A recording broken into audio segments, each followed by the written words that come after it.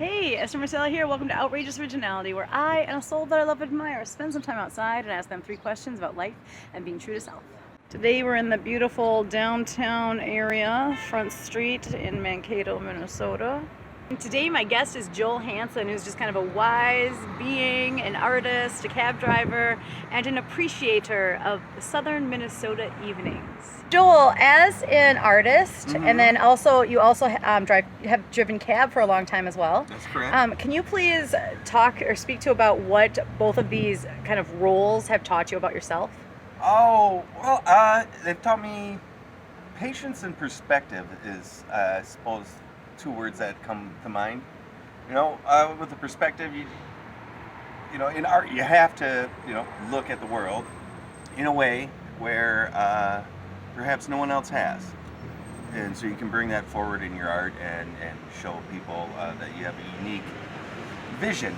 And also with the cab driving, the perspective is, I would say, there's no judgment. I have no judgment. My customers are my customers. I have addicts that I take to the methadone clinic. I have immigrants that I take to their medical appointments, little old ladies going to the grocery store, and they all are simply people who need a ride. You have to have patience if you're going to navigate traffic, right? There's no way to have road rage and be able to do my job. It just can't be done. You'll burn out and hate yourself in days, maybe even one shift, depending on how bad your road rage is.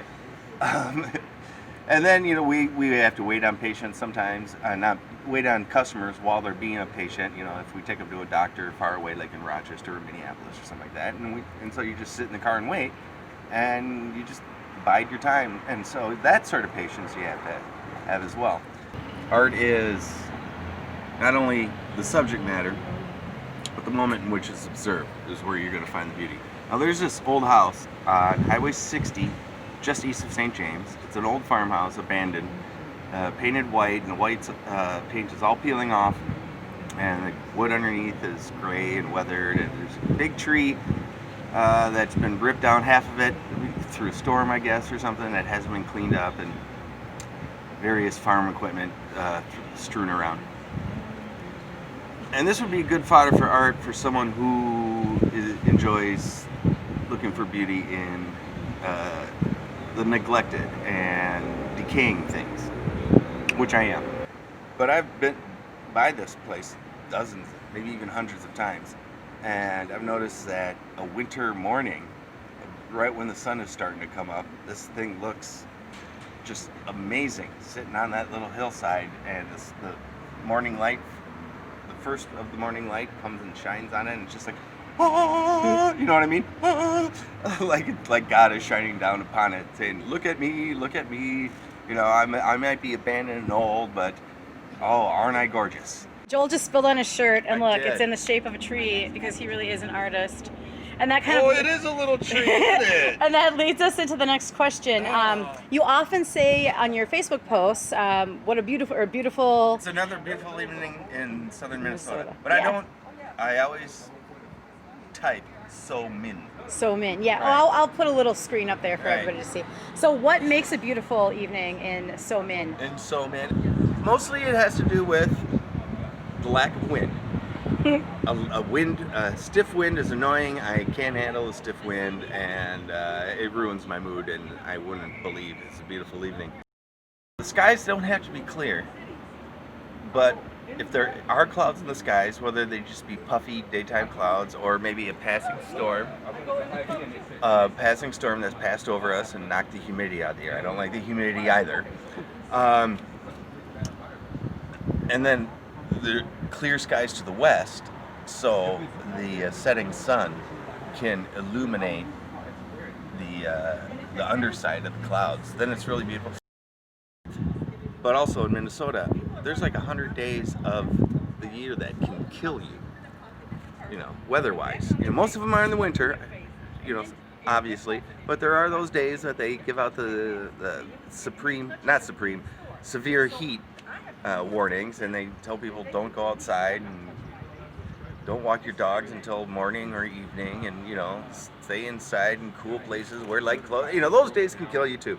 So an evening in Minnesota a beautiful evening is, I wouldn't say relatively rare, but it's much more seldom than, say, a beautiful evening in Hawaii, you know. And those people who have beautiful evenings always, I think, become so ubiquitous that they fail to notice them.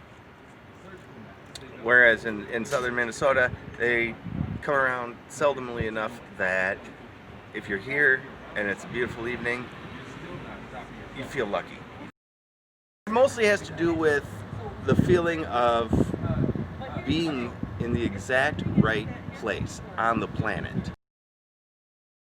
Joel Hansen. Yes, that's me. What is something you would want every being living now to understand? I'd like them to understand to not necessarily to understand, but to never forget that everything around them, aside from nature, is an invention, right? And I'm not talking just about like cars and buildings and cell phones. You know, I'm talking country, you know, religion, ideology, philosophy, even the calendar. It's an invention. And inventions can be tweaked to make them more useful to our needs, or they can be discarded if they no longer serve a useful purpose. And you know, it was Joe Strummer who said, people can do anything, and that means change everything. And I think that's very true. And I think people are caught up in these constructs of things that are essentially inventions, and they don't need to adhere to them if they're not working for them. That can be individually. Let's say you don't want to be married. Well, marriage is an invention. You don't have to get married. But then as a larger group, you know, how are we going to deal with country? You know, the idea of country is getting old, you know, and starting to outlive its usefulness. But how do you replace country with something else? You know, there's still going to be people all over the globe. They're still going to be living here and living there, living there. But, you know, really what separates an American from, you know, a Canadian or Mexican is a line on a map. And, you know, and the only thing that, you know, separates us from Europeans is an ocean that's easily crossed with technology such as planes and boats. So just remember, everything is invented except for the birds and the bees. Thank you, Joel. Thank you. Yes, I'm glad that I got that. Okay.